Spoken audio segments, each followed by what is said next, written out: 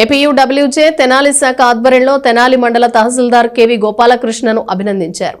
విధుల నిర్వహణలో పురాతన కార్యాలయ భవనాన్ని ఆధునీకరించడంలో చొరవ చూపిన తెనాలి మండల తహసీల్దార్ కెవి గోపాలకృష్ణను స్వయంగా రాష్ట్ర ముఖ్యమంత్రి చంద్రబాబు నాయుడు పిలిపించుకుని అభినందించిన విషయం తెలిసిందే. ముఖ్యమంత్రి అభినందనలు పొందిన తహసీల్దార్ కెవి గోపాలకృష్ణను ఏపీయూడబ్ల్యూజే తెనాలి శాఖ ఆధ్వర్యంలో పాత్రికేయులు బుధవారం ఆయన్ను కార్యాలయంలో కలిశారు. చిరు సత్కారం చేసి జ్ఞాపికను బహుకరించారు. కార్యక్రమంలో చందు సుబ్బారావు, చొప్పర సుధాకర్, మురళి, ఎల్ వెంకట్రావు, శరత్ తదితరులు పాల్గొన్నారు.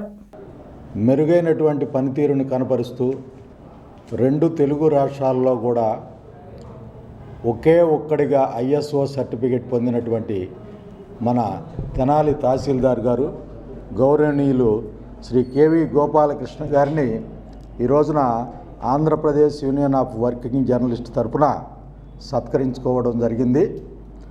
దానికి కారణం ఏంటంటే ప్రభుత్వ అధికారులుగా ఎంతోమంది వస్తూ వెళ్తుంటారు, వృత్తిపరంగా వారి బాధ్యతలు నెరవేర్చుకుంటూ వెళ్ళిపోతూ ఉంటారు.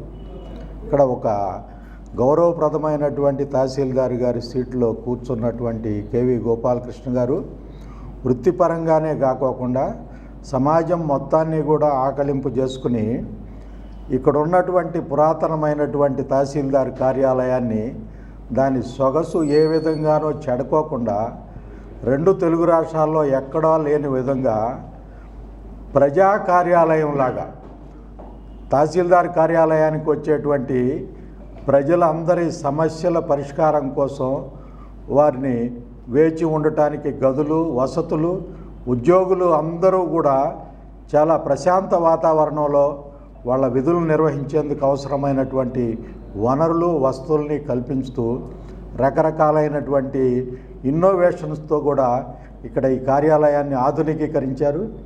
మొట్టమొదటగా ఇచ్చింది తహసీల్దార్ కార్యాలయానికి, తెనాలి కార్యాలయానికి అని చెప్పేసి వారే స్వయంగా తెనాలిలో జరిగినటువంటి మీటింగ్లో ప్రకటించడం అభినందనీయం.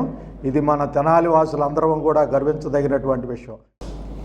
అవార్డులు, రివార్డులు, సర్టిఫికెట్లు తీసుకునేది ఒక క్షణం, ఒక సెకండ్.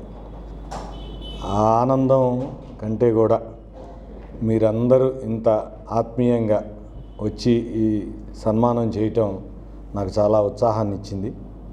నేను ఎప్పుడు తెనాలంటే నాకు బాగా ఇష్టం. ఇంతమంది నాకు ఆత్మీయ బంధువులు ఉన్నారా అనే ఒక హ్యాపీనెస్ మనసు నిండా ప్రోగుపడింది. నేను బాగా ఆనందంగా ఉన్నా. నిజంగా కూడా నన్ను సపోర్ట్ చేస్తున్న మీడియా మిత్రులందరికీ కూడా నేను హృదయపూర్వకంగా నమస్కారాలు తెలియజేసుకుంటున్నా. మీడియా వాళ్ళే లేకపోతే నేను ఎంత పని చేసినా ప్రజలకు సరిగ్గా ఏమీ తెలియదు.